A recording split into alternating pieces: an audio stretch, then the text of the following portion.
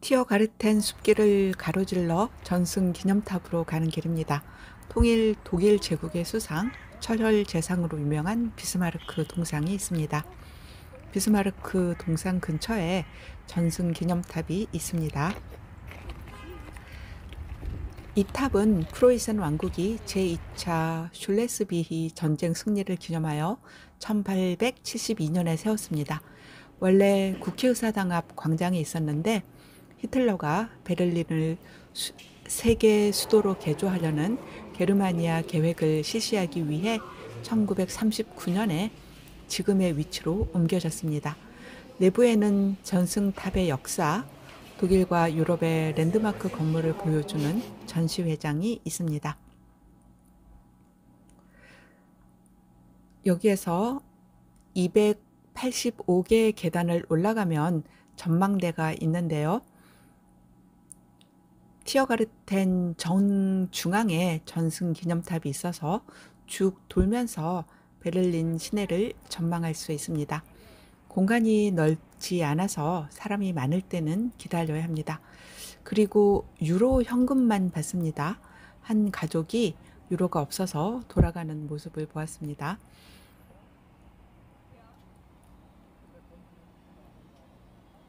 베를린 시가 굉장히 넓은데 이렇게 한가운데 거대한 공원인 티어가르텐이 있어서 도시가 삭막하다는 그런 느낌은 들지 않았어요. 전망 후에 계단을 내려오면 벽에 새겨진 아름다운 벽화를 볼 수 있습니다.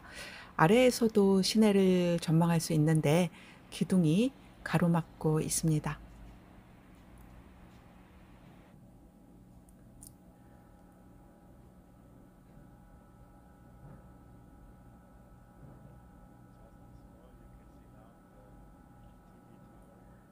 브란덴부르크 문이 보이지요?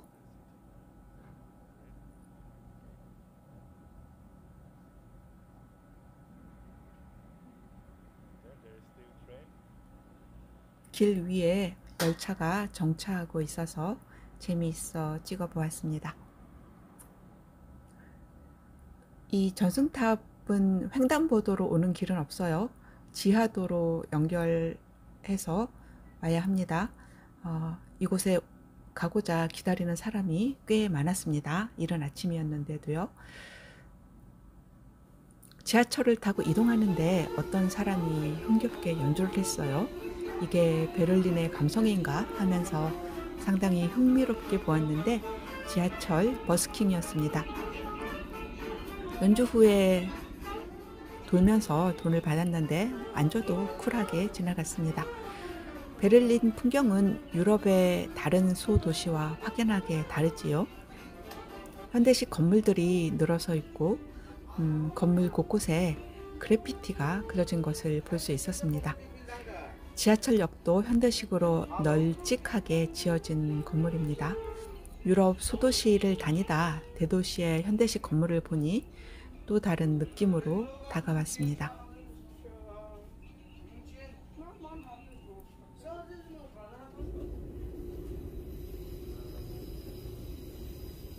베를린 돔이 보이지요? 베를린은 현대와 근대가 뒤죽박죽 섞여 있는 모습입니다. 2차 대전 후 괴멸적인 타격을 받고 베를린은 그야말로 잿더미가 되었지요. 문화재는 거의 복원을 했고 현대식 건물이 많이 들어서 있습니다. 서울처럼 높은 아파트는 거의 없고 분위기가 약간 도쿄 외곽과 비슷하다는 느낌을 받았습니다. 물론 그래피티는 빼고요.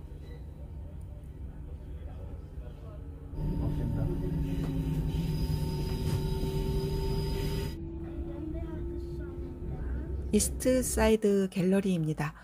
유럽 여행을 하면 그래피티를 인상 깊게 보는데요. 저들의 저 들끓는 에너지를 분출할 수 있는 장이 있으면 좋겠다는 생각을 했어요. 그것을 실현한 것이 이스트 사이드 갤러리입니다. 1.3km 길이의 장벽에 세계 각국에서 온 예술가들이 그린 거리 예술을 볼 수 있습니다. 이 장벽은 베를린 장벽의 일부라고 합니다. 여기에서 가장 유명한 그림이 형제의 키스인데 그 그림을 놓치고 못 보았습니다. 이날 날씨가 정말 좋아서 많은 시민들이 야외에서 주말을 즐기고 있었습니다. 버스킹 하는 사람들도 물론 많았고요. 이 베를린의 활력을 느낄 수 있는 장소 중에 한 곳입니다.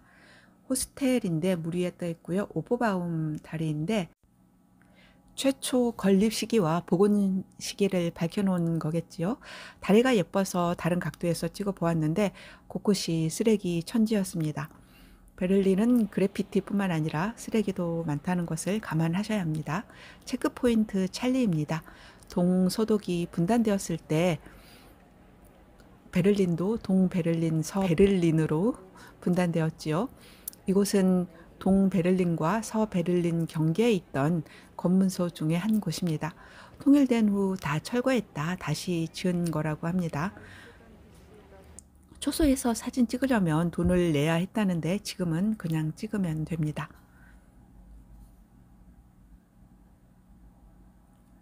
관광객들이 굉장히 많이 오는 곳 중에 한 곳입니다. 베를린에서 가장 아름다운 광장이라고 불리는 잔다르멘 마르크트입니다. 가운데 콘체르트 하우스가 있고 양옆에 프랑스 돔과 독일 돔이 있습니다. 이건 콘체르트 하우스 앞에 있는 슐러 동상이고요. 여기는 오페라 하우스이고요. 홈볼트 대학 법과대 건물입니다. 과거에는 궁정 도서관으로 쓰였다고 하고요. 이 앞에는 비어있는 서재라고 이 바닥에 공간을 뚫어 놓은 것이 있어요. 나치 시절에 훔볼트 대학 학생들이 이곳에서 마르크스 서적과 유대인들이 쓴 서적을 불태웠다고 합니다. 그래서 그 광기의 시대를 잊지 말자는 차원에서 비어있는 서재라는 것을 지었다고 하고요. 훔볼트 대학 본관입니다. 이곳이 운터 덴 린덴 거리인데요. 브란덴부르크 문에서 베를린 궁전까지의 거리를 말합니다. 린데나무 아래라는 뜻이라고 해요. 거리에 린데나무가 심어져 있습니다.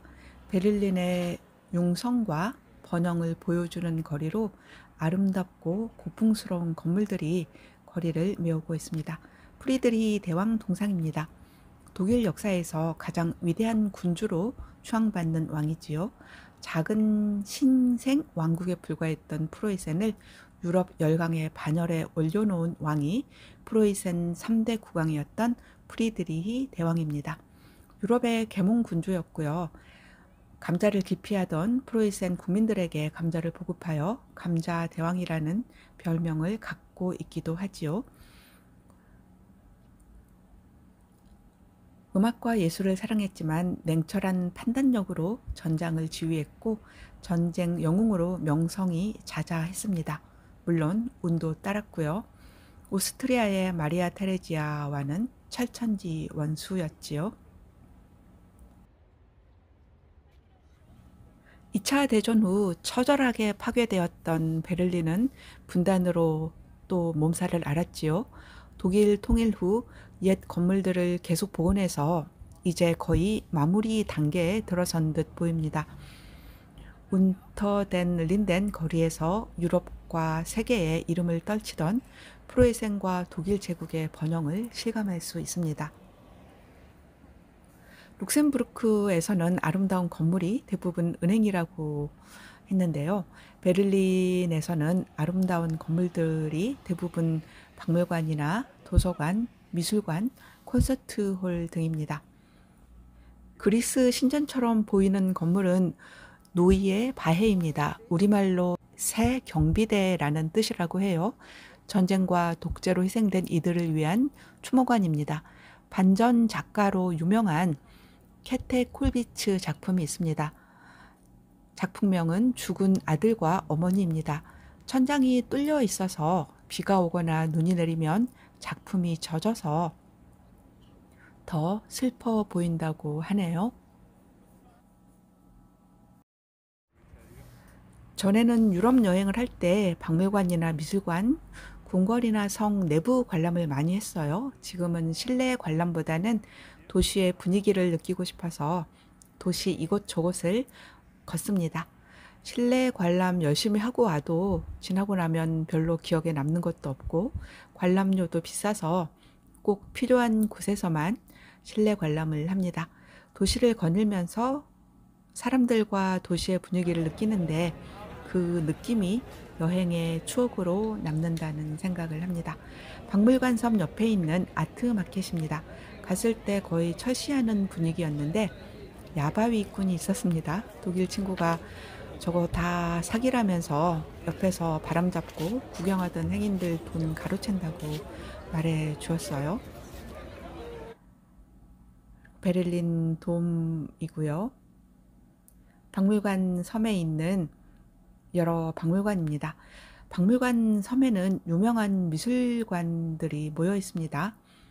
입장객이 가장 많은 박물관은 페르가몬 박물관인데 고대 그리스, 로마, 중동 지역에서 출토된 유물과 이슬람 유물들을 소장하고 있습니다. 그 외에 구박물관, 신박물관, 국립박물관, 보대박물관 등이 있습니다. 프로이센 왕국의 프리드리 빌헬름 4세가 예술과 과학의 조예가 깊어서 박물관을 세우기 시작했는데요. 20세기 초까지 박물관들이 차례차례 건립되었습니다. 이 박물관 섬은 유네스코 문화유산으로 지정되어 있습니다. 내부 입장을 하지 않더라도 밖에 박물관 그 건물만 보는 것으로도 방문할 만한 가치가 충분한 곳이니 박물관 섬은 꼭 한번 둘러보시기 바랍니다. 이 박물관 섬으로 가는 다리에서는 버스킹이 열리고 있었는데요. 제법 규모가 컸어요. 하얀 곰도 있고 색소폰 연주자도 있고 가수도 있고 그리고 많은 시민들이 이 버스킹 공연을 즐기고 있었는데요. 세계 힙스터들이 모여드는 베를린의 한 단면을 보는 것 같았습니다. 이날 날도 참 따뜻해서 반팔 입고 다니는 시민도 있죠. 10월 그 말인데요. 베를린 돔도 보이고 박물관 섬 주변의 모습입니다. 베를린은 어디를 가나 참 사람이 많습니다. 슈프레 강에는 유람선이 끊임없이 다녔습니다. 하이델베르크에서 유람선을 한번 타봤으니까 굳이 탈 생각은 없었는데 승선료가 꽤 비쌌어요. 슈프레 강가에서 많은 시민들이 주말을 한가롭게 즐기고 있었습니다. 베를린이 관광지로서 인지도가 그리 높은 도시는 아닌데요. 막상 와보니 매력이 철철 넘치는 곳이었습니다. 웅장한 건축물들이 복원되어 있고 현대식 건물들이 들어선 대도시의 활력도 느낄 수 있고요. 또 분단의 흔적도 있어서 볼거리와 생각할 거리가 많은 도시입니다.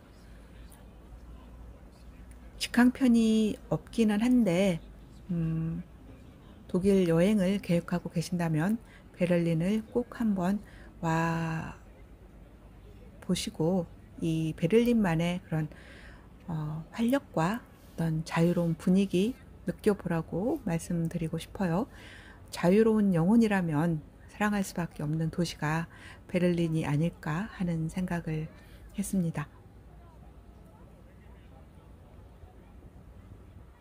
유람선마다 정말 많은 사람들이 있지요.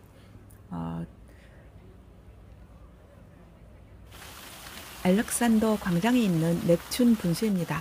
러시아 황제 알렉산더 1세가 1805년에 베를린을 방문한 것을 기념하여 알렉산더 광장으로 불리게 되었다고 합니다.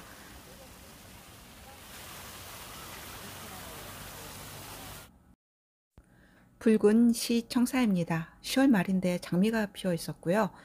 TV타워이죠. 베를린에서 가장 높은 건물이고 동독 시절에 동독의 체제 홍보를 위해서 높게 지었다고 합니다. 베를린 장벽에 흔적이 남아있는 베를린 장벽 메모리얼입니다. 동서독의 경계와 일부 남긴 베를린 장벽을 볼 수 있습니다. 통일 후 베를린 장벽은 다 없앴고 동서냉전의 시기를 잊지 않기 위한 기념물만 남아 있습니다. 동독을 탈출하다 죽은 사람들을 위한 공간입니다. 숙소로 가는 길에 보대 박물관을 보았습니다. 슈프레강 박물관 섬 모서리에 자리 잡은 보대 박물관은 베를린 이미지를 검색하면 자주 등장하지요. 저녁이 되자 꽉꽉 들어찼던 유람선에 자리가 제법 보입니다. 자리는 제법 비었지만 여전히 많은 유람선이 쉴 새 없이 떠다닙니다. 충돌 사고가 나지 않을까 하는 생각이 들 정도였습니다.